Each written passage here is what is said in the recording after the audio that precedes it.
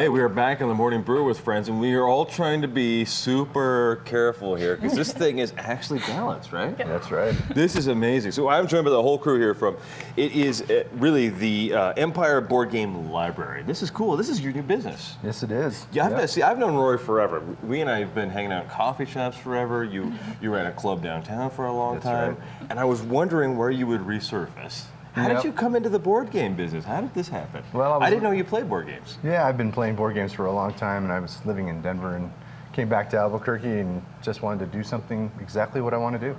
That's cool. And I cool. wanted to create a business that did not involve the nightclub industry or the bar industry. And Food service, no food was, service.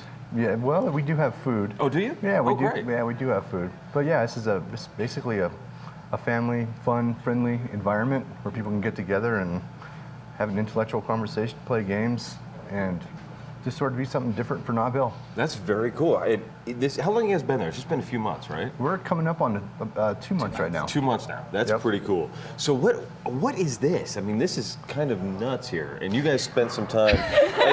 Poor Victor and Mariah were here like balancing this thing and trying to make it work. And what is this? Well, it's a really cool little balancing dexterity game. Basically, the objective is to take off pieces, and the person who has the most pieces wins the game. You can see it's very precariously balanced, so it's really easy for it to tip over. It's like opposite of Jenga. Exactly. Oh my gosh. Oh. This is Bamboleo. Yes. Oh, very cool little game. And we thought it'd be cool to give it a shot. Are you sure? Yeah. Are you sure? Careful. Oh, man. Oh, no, careful now. Well, no, it's that. Oh, no, trust it, trust it. I'd take a smaller piece. Really? Yeah. You guys are the pros. Yep, I would. Oh my gosh! It actually. All right, I think it's your turn. Oh, goodness gracious me. Oh my, that's pretty cool. Yeah, this is a fun Red game. triangle for sure. Red triangle for sure. Let's see what happens. This is.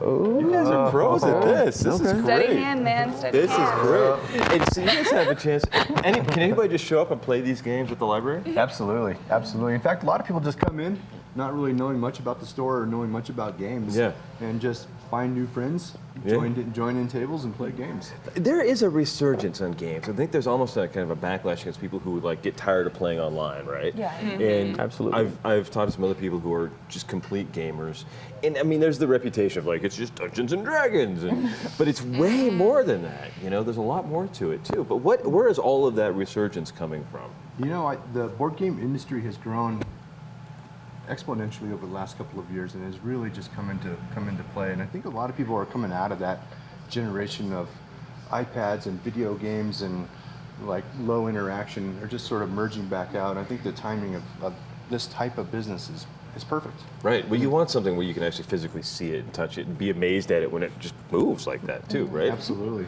And then there's card games. And what's Takenoko? Well, this is a really cool, very theme-heavy hexagonal tile-laying game, whereby players gain victory points for completing certain objectives, whether they're laying down certain tiles, whether it's growing little bamboo stalks. They have a very cool little description of that back here, or to make sure that the little emperor's panda can eat the bamboo. It's very cute. It's probably one of the prettiest games we have, and it's so cool because it's completely different than what you normally expect from board games. It's not like Monopoly. It's not. It's not just flat. It's not just dice rolling, move the piece. Oh, fun! You're actually engaging. You have these different pieces. It's very cool. But is something like this $1 million, or is it? You know, not really. It's not that much, but it's enough that it's worth it to have a selection. And for the prices that we offer, $3 per person per hour, we can allow for everyone to come in and try games they normally would never try before.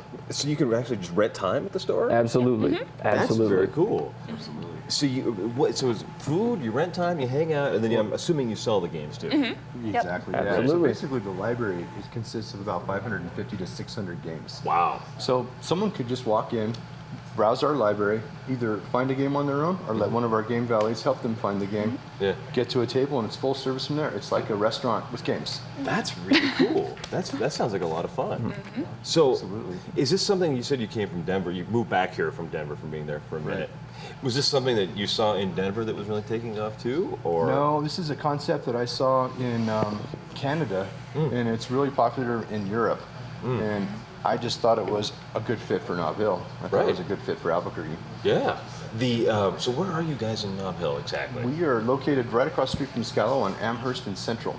Okay, great. Right on the corner building. You really can't miss us. That's very cool.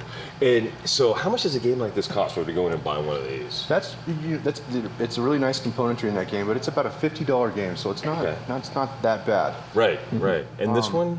This one is an import from Germany. Oh, okay. This is a company called Zoch. They create these really high quality games.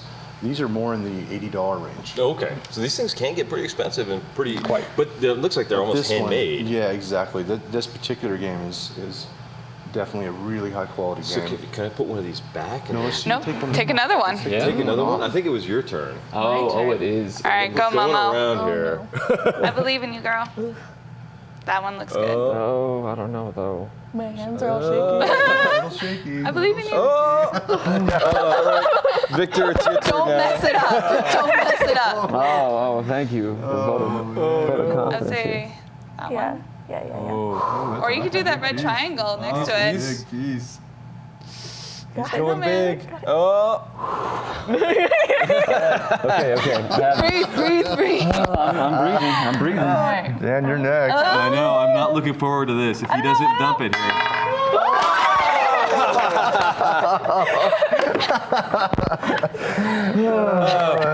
We'll reset it. You can do better next time, Victor. But we'll be back in a couple of seconds with more on the Morning Brew. We'll talk a little bit more about board games and all of this stuff. But we're going to, in the meantime, reset this one. How did this go? Yeah. I'll show you. Let's see. Set this up. That was set up to happen to you. You tried to rig it so it would happen to me? Yep. Victor, what did we agree upon? Scary. Sorry. And for 3